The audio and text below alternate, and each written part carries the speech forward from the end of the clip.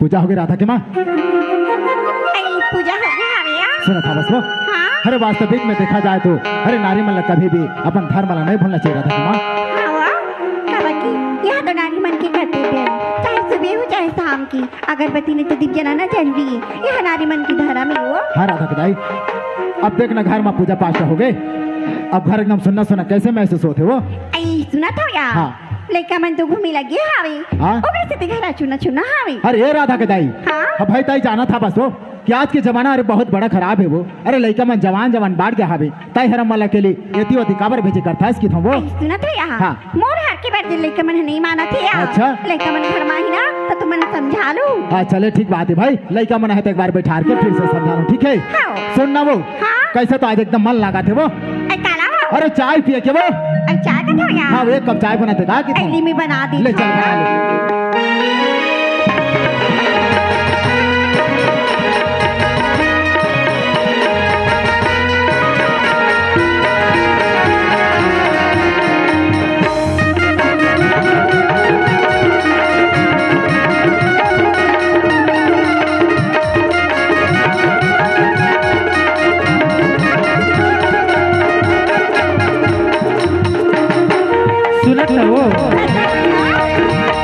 मैया की दिल हाथुरी रखी तकरी मैया की दिल हाथुरी रखी तकरी तो लैया की मुरी सिरका तो लैया की मुरी सिरका तो लैया की मुरी सिरका तैया में भोजपुरी वो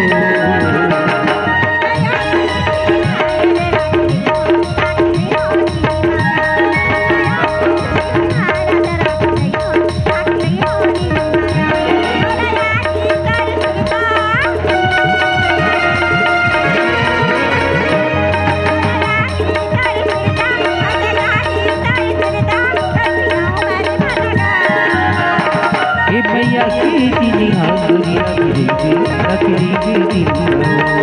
मैया की दिल हाथुरी रखी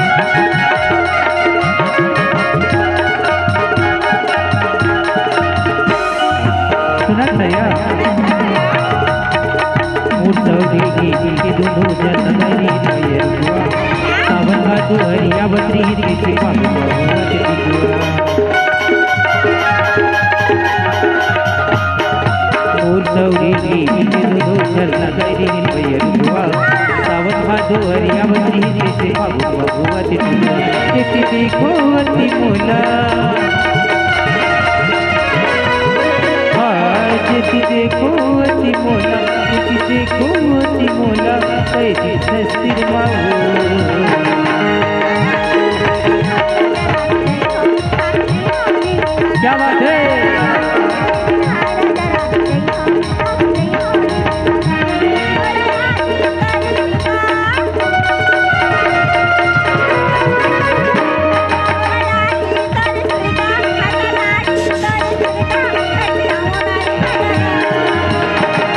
मैया की दिल हाथुरी रखी मैया की दिल हाथुरी रखी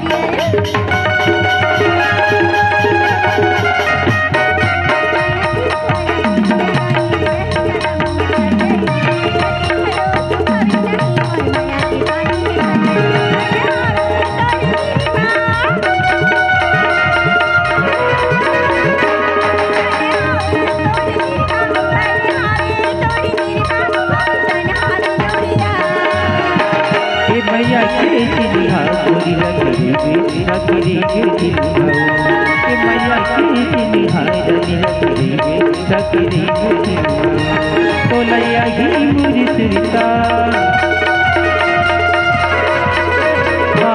तोलैया ही मुरी सिरता तोलैया ही मुरी सिरता मैया भी भोजपुरी हो मैया की निहारनी लगी रे सगरी गिर मैया की निहारनी लगी रे सगरी गिर मैया की निहारनी लगी रे सगरी गिर मैया की निहारनी लगी रे सगरी गिर मैया की निहारनी लगी रे सगरी गिर लिया लेकर मैंने बुला ली था ये राधा ये रेखा